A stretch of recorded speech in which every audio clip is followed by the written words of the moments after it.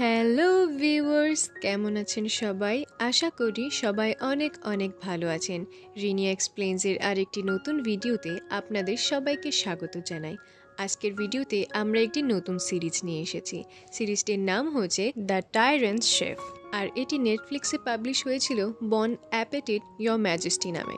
ড্রামাটির total 12টি episode হতে চলেছে, কিন্তু আপাতত এর শুধু 2টি এপিসোড পাবলিশ হয়েছে। আমি চেষ্টা করব ড্রামাটির কঠিন কঠিন বিষয়বস্তুগুলোকে সহজভাবে উপস্থাপন করার। তো চলুন কথা না বাড়িয়ে আমরা এপিসোড 1 স্টার্ট করে ফেলি। শুরুতেই আমরা প্রাচীন জোসন এরার সময়কাল দেখতে পাই। এখানে রাজ দরবারে একটি বন্দীকে নিয়ে আসা হয়।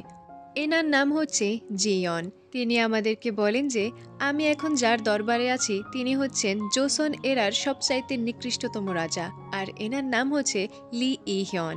তিনি রন্ধনশিল্প এবং খাওয়া দাওয়ার ব্যাপারে অনেক শৌখিন একজন ব্যক্তি। জিয়নকে রাজ দরবারে হাজির করার পরে রাজা লি হিয়ন তাকে বলে, তুমি গতকাল আমাকে না জানে কোন এক খাবার খাইয়ে সম্মোহিত করার চেষ্টা করেছিলে, এজন্য তোমাকে শাস্তি দেওয়া হবে। এটা বলে রাজা তার তলোয়ার বের করে। আমরা বুঝতে পারি রাজা হয়তোবা জিয়ংয়ের গর্দান নিতে চলেছে, কিন্তু রাজা তখনই সবাইকে অবাক করে দিয়ে বলে, তোমাকে আমি আমার রাজ দরবারের প্রধান বাবুর্চি ঘোষণা করছি। তুমি শুধু আমার জন্য বিশেষ বিশেষ খাবার বানাবে, কিন্তু এতে একটা শর্ত আছে। তুমি আমাকে একই খাবার দ্বিতীয় দিন খাওয়াতে পারবে না, এবং যদি আমার খাবার পছন্দ না হয় তাহলে সেই মুহূর্তে আমি তোমার গর্দান নিয়ে নেব। এই কথা বলে রাজা জিয়নের দিকে তার তলোয়ার বাড়িয়ে দেয়, কিন্তু তার গর্দান নেওয়ার জন্য নয়, বরং তার বাঁধন খুলে দেওয়ার জন্যে। জিয়ন মনে মনে বলে, এটা কেমন ফালতু একটা কথা। সারা জীবন আমি 3 স্টার হোটেলের রাঁধুনি হতে চেয়েছিলাম, কিন্তু এখন আমাকে একজন অত্যাচারী রাজার পার্সোনাল রাঁধুনি হিসেবে নিয়োগ করা হচ্ছে। জিয়ন তখন রাজাকে বলে, মহারাজ, আমাকে ক্ষমা করে দিন। গতকাল আমি এটা ইচ্ছে করে করিনি। এখন থেকে আমি আমার সম্পূর্ণটা দিয়ে চেষ্টা করব আপনাকে খুশি করার এবং আপনাকে ভালো ভালো খাবার উপহার দেওয়ার। জিয়ন তখন আমাদেরকে বলে, আমার নাম হচ্ছে জিয়ন, এবং আপনারা বিশ্বাস করবেন না আমি 2025 সাল থেকে বিলং করি। এখন আপনারা জিজ্ঞেস করবেন আমি এখানে কিভাবে এলাম। ভাই, এটা অনেক লম্বা কাহিনী। সিন এখান থেকে কাট হলে আমরা 2025 সালের প্যারিসের দৃশ্য দেখতে পাই। এখানে একটি কুকিং কম্পিটিশনের ফাইনাল এপিসোড চলছিল, আর এখানে 4 জন পার্টিসিপেন্টের মধ্যে একজন ছিল ইয়ন জিয়ন। কম্পিটিশন চলাকালীন সময়ে হঠাৎ করে জিয়নের স্টোভটি খারাপ হয়ে যায়। এতে করে সে অনেক চিন্তায় পড়ে যায়, কেননা কম্পিটিশন শেষ হওয়ার আর কিছু মাত্র সময় ছিল। তখন জিয়নের মাথায় প্রাচীন রন্ধন শিল্পের চিন্তা ভাবনা আসে, যে কিভাবে তারা পাথর ঘষে কিংবা জ্বালানি জ্বালিয়ে রান্নাবান্না করত। আর তখনই জিয়নের নজর হঠাৎ সেখানে থাকা শুকনো ঘাসের দিকে যায়। জিয়ন সেই শুকনো ঘাসগুলোকে একটি প্যানের ভেতরে ভরে সেখানে আগুন ধরায়, এবং সেই আগুনের মাধ্যমে সে তার বাকি রান্নার কাজগুলোকে সম্পন্ন করে। সময় শেষ হয়ে গেলে বিচারকরা সবার খাবার টেস্ট করার জন্য আসে। সবশেষে যখন তারা জিয়ং এর খাবার খেতে আসে, তখন জিয়ং তাদেরকে এই খাবারের ব্যাপারে বিস্তারিত বলে। জিয়ন বলে, আমি যে ডিশটি বানিয়েছি এটির নাম হচ্ছে ভেনসন স্টেক। প্রাচীন জোসন আমলের একজন কুখ্যাত রাজা ছিলেন যিনি অত্যন্ত অত্যাচারী ছিলেন। তার নাম ছিল লি ই হিয়ন, এবং তার প্রিয় খাবার ছিল এই ভেনসন স্টেক। জিয়নের এই খাবার আইটেমটি বিচারকদের কাছে অনেক ভালো লেগে যায়, এবং এভাবেই জিয়ন এই প্রতিযোগিতা জিতে নেয়। জিয়ং তখন তার বাবাকে ফোন করে এই খুশির সংবাদটি জানায়, আর বলে যে আমি আজকেই বাড়ি ফিরব। তখন তার বাবা বলে, আজকে আসার কি দরকার ছিল, আজকে তো সূর্যগ্রহণ লাগবে। তখন জিয়ং বলে, ভালো তো, প্লেন থেকে সূর্যগ্রহণ দেখার মজাই আলাদা।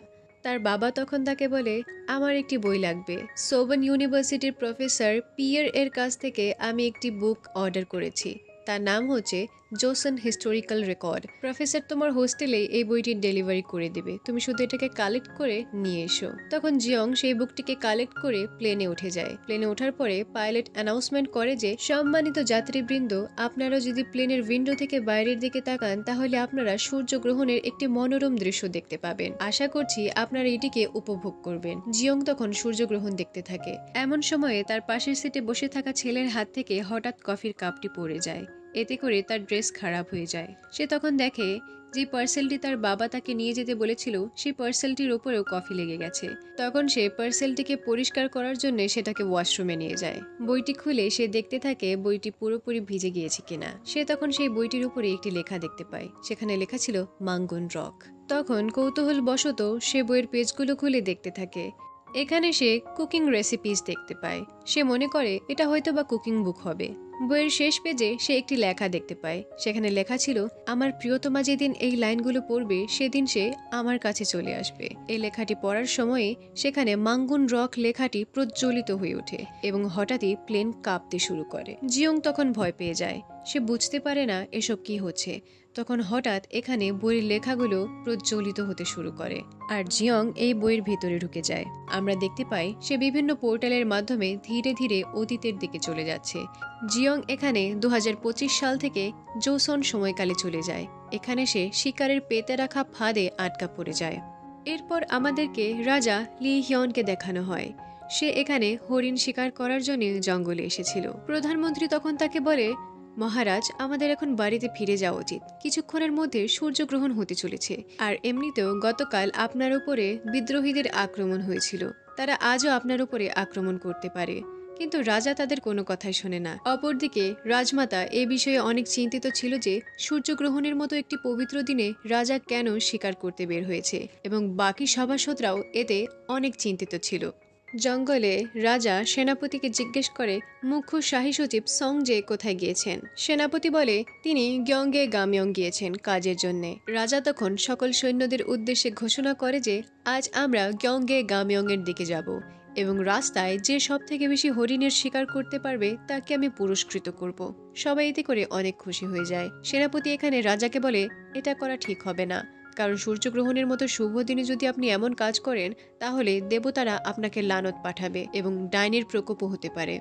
রাজা বলে আমি এরকম কুসংস্কারে বিশ্বাসী নই। হঠাৎ এখানে একটি বুনো শিয়াল চলে আসে। রাজা তখন সেটিকে শিকার করার উদ্দেশ্যে তার পিছে পিছে ছুটতে থাকে। অপরদিকে জিয়ং এর জ্ঞান ফিরলে সে নিজেকে জালে আটকা দেখতে পায়। এখানে তার মাথা কাজ করছিল না। সে ভাবে কিছুক্ষণ আগে তো আমি প্লেনের বাথরুমে ছিলাম, তাহলে এত তাড়াতাড়ি আমি এখানে আসলাম কিভাবে। সে তার ফোন অন করলে দেখতে পায় সেখানে নেটওয়ার্কই পাচ্ছে না, অথচ এখানে 5G নেট পাওয়ার কথা। তখনই কেউ তার দিকে তীর ছুঁড়ে মারে। এতে করে তার জালটি ছিঁড়ে নিচে পড়ে যায়। সে দেখতে পায় এখানে স্বপ্নের রাজকুমারের মতো একজন ব্যক্তি ঘোড়ায় সাওয়ার হয়ে এদিকেই আসছে, আর সে ছিল রাজা লি হিয়ন। রাজা লি হিয়ন তখন জিয়ংকে দেখে জিজ্ঞেস করে, তুমি কে আর এখানে কি করছো? জিয়ং বলে, তুমি কে আর এসব কেমন অদ্ভুত পোশাক পরে আছো? রাজার তখন সেনাপতির কথা মনে পড়ে যায়। সেনাপতি বলেছিল সূর্যগ্রহণের সময় অশুভ কাজকর্ম করলে ডাইনির প্রকোপ হতে পারে। রাজা মনে করে এ হয়তোবা একজন ডাইনি। এজন্য রাজা তাকে আক্রমণ করার চেষ্টা করে। এটা বুঝতে পেরে জিয়ং সেখান থেকে পালাতে শুরু করে। দৌড়াতে দৌড়াতে জিয়ং এখানে একটি খাদের কাছে চলে আসে, যার কারণে সে আর পিছে যেতে পারে না। রাজা এখানে থেকে জিজ্ঞেস করে, ভালোই ভালোই বলে দাও তোমার পরিচয় কি? তখন জিয়ং বলে, আমি আসলে একজন 3 স্টার শেফ। আমি কিছুক্ষণ আগে প্লেনে ছিলাম, কিন্তু এখানে কিভাবে এলাম আমি জানি না। তুই কে আর তুই কি কোরিয়ান? তখন রাজা বলে, তুমি আমাকে তুই করে বলার সাহস কিভাবে দেখালে? তখন জিয়ং বলে, কেন, আপনি কোথাকার কোন মহারাজ হ্যাঁ যে আমি আপনাকে আপনি আপনি করে বলবো? রাজা তখন তার দিকে তীর তাক করে। এতে করে জিয়ং ভয় পেয়ে যায়। সে তখন তার ব্যাগ থেকে স্টান গান বের করে এবং রাজাকে ভয় দেখাতে থাকে। তার কথাবার্তা এখানে রাজার কাছে অনেক অদ্ভুত লাগছিল এবং তার বেশ পোশাকও। জিয়ং বলে, তুমি হয়তোবা কোনো হিরো, আর এখানে তুমি হয়তোবা হিস্টোরিক্যাল ড্রামা শুট করতে এসেছো, তাই না? রাজা বলে, কিছু বাজে বাজে কথা বলছো। রাজা তখন জিয়ং এর ব্যাগের দিকে তীর তাক করে তীর চালায়। এতে করে জিয়ং এর ব্যাগ নিচে পড়ে যায়। জিয়ং অনেক রেগে যায় এবং বলে, দেখো, আমি তাইকোন্ডোতে ব্ল্যাক বেল্ট জিতেছিলাম। আমি অনেক ভালো কুংফু ক্যারাটে জানি। এখানে জিয়ং তার কুংফু ক্যারাটের কিছু নিদর্শন দেখায়। রাজার কাছে এগুলো সব ফালতু লাগছিল। রাজা তখন তার পিছনে হাত দিলে দেখতে পারে তার কাছে তীর নেই, যার কারণে সে ঘোড়া থেকে নিচে নামে এবং তার তলোয়ার বের করে আর সেটা জিয়ং এর দিকে তাক করে ফেলে। এমন সময়ে কেউ রাজাকে তীর নিক্ষেপ করে আহত করে ফেলে। এতে করে রাজা আর জিয়ং দুজনই উপরে থেকে নিচে পানিতে পড়ে যায়। পরের সিনে আমরা মুখ্য মহাসচিব সং-জেকে দেখতে পাই। সং-জে এখানে রাজার মতো হাবভাব দেখাচ্ছিল। সাধারণ জনগণ বলে, এ তো এমন ভাবে চলাচল করছে যেন এই রাজা। সিন কাট হলে আমরা আবার জিয়ং আর রাজাকে দেখতে পাই। তারা দুজনেই তীরের কাছে চলে এসেছে। এখানে জিয়ং এর জ্ঞান ফিরলে সে রাজার দিকে তাকায় এবং দেখতে পায় রাজার জখম হয়ে গেছে। সে তখন রাজার রক্ত পড়া আটকানোর জন্য তার স্কার্ফ দিয়ে পট্টি বেঁধে দেয় এবং সেখানে ভ্যাসলিন লাগিয়ে দেয়। ভ্যাসলিন লাগানোর লজিকটা আমি বুঝতে পারি নাই। জিয়ং তখন ভাবে আমাকে হসপিটালে ফোন করতে হবে, কিন্তু তার কাছে তো ফোন ছিল না। কেননা তার ব্যাগ তো নিচে পড়ে গিয়েছিল। তখন সে রাজার পকেটে মোবাইল খুঁজতে যায়, কিন্তু রাজা মনে করে সে হয়তোবা ছুরি খুঁজছে। তখন রাজা বলে, তুমি কি এটা খুঁজছিলে? তখন জিয়ং বলে, না না, আমি এটা খুঁজছিলাম না। রাজা তখন বলে, ডাইনি, আমি তোকে মেরে ফেলবো। তখন জিয়ং বলে, তুমি কেমন অকৃতজ্ঞ মানুষ! একে তো আমি তোমার সাহায্য করলাম, পট্টি বেঁধে তোমার রক্ত পড়া থামালাম, আর তুমি আমার উপরেই হামলা করছো। তখন রাজা বলে, এটা করার পিছনেও তোমার কোনো উদ্দেশ্য রয়েছে, আমি এটা ভালো মতো বুঝতে পেরেছি। ভালোই ভালোই বলো তুমি কে? জিয়ং তখন তার পরিচয় দিলে রাজা এর আগামাথা কিছুই বুঝতে পারে না।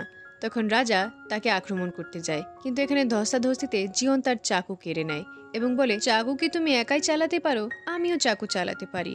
জিয়ং তখন তার কেরামতি দেখায়। এতে করে রাজা বলে, এখন তো আমি একদম নিশ্চিত হয়ে গেছি যে তুমি একজন ডাইনি। তারা দুজনই তখন চাকুটিকে নেওয়ার জন্য কাড়াকাড়ি করতে থাকে।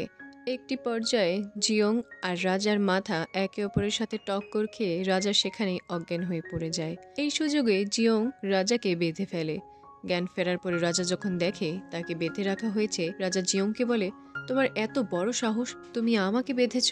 জিয়ং তখন বলে, তুমি কে? হ্যাঁ, সকাল থেকে আমার মাথা খাচ্ছ, মুখটাকে বন্ধ করে আমার সাথে চলো এখন। কিন্তু রাজা বলে, আমি তোমার মতো মানুষের সাথে কোথাও যাব না। জিয়ং তখন রাজাকে ছেড়ে সেখান থেকে চলে যেতে নেয়, কিন্তু রাজা বলে, দাঁড়াও, আমাকে রাস্তা দেখাও। তখন জিয়ং বলে, তোমার সমস্ত কথা আদেশ কেন মনে হয়? যাই হোক, চলো তোমাকে নিয়ে যাই। এটা বলে জিয়ং তাকে কিছুটা এমন ভাবে নিয়ে যেতে থাকে। এদিকে রাত হয়ে যাওয়ার পরেও মহারাজ ঘরে ফিরছে না দেখে রাজকুমারী চিন্তিত হয়ে পড়ে।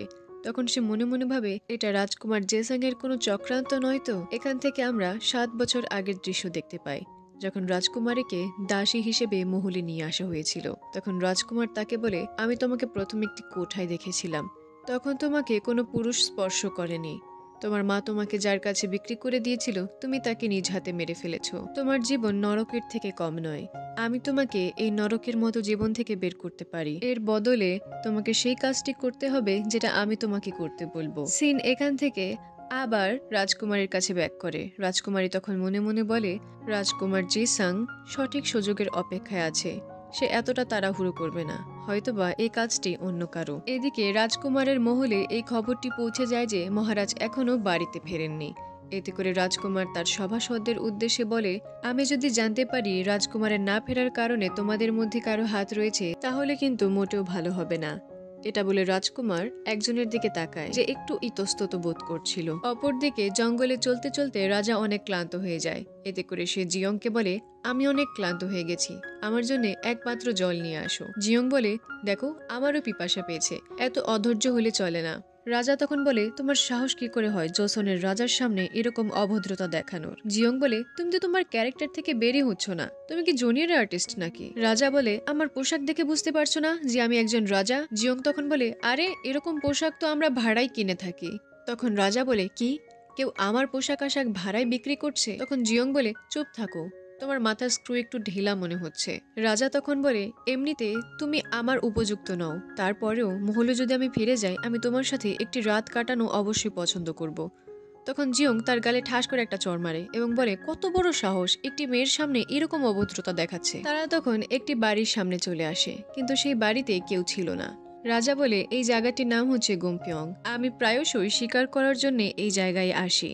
তখন জিয়ং বলে, ও হ্যাঁ, মনে পড়েছে, অতীতের একজন কঠোর এবং নিকৃষ্টতম রাজা লি হিয়ন, তিনি এই জায়গাটির মানুষগুলোকে এখান থেকে ভাগিয়ে দিয়েছিলেন এবং জায়গাটির উপরে জবরদস্তি কবজা করে নিয়েছিলেন। আর লোকটি অনেক লুচ্চা ছিল, জানো, সে জোসন রাজ্যের সমস্ত মেয়েদেরকে নিজের শারীরিক চাহিদা মেটানোর জন্য ব্যবহার করত। এটা শুনে রাজা বলে, তুমি কি আমার কথা বলছো? তখন জিয়ং বলে, আরে না, আমি তোমার কথা বলছি না, এগুলো তো কয়েকশো বছর আগের কথা। আর রাজা লি হিয়ন তো একজন কঠোরতম নিকৃষ্টতম রাজা ছিল। তখন রাজা বলে, তুমি তাকে বারবার নিকৃষ্টতম কেন বলছো? জিয়ং বলে, তোমার কেন এত ফাটছে, আমি কি তোমাকে বলছি নাকি? রাজা তখন বলে, তুমি জানো এতে করে তোমার কি পরিণাম হতে পারে?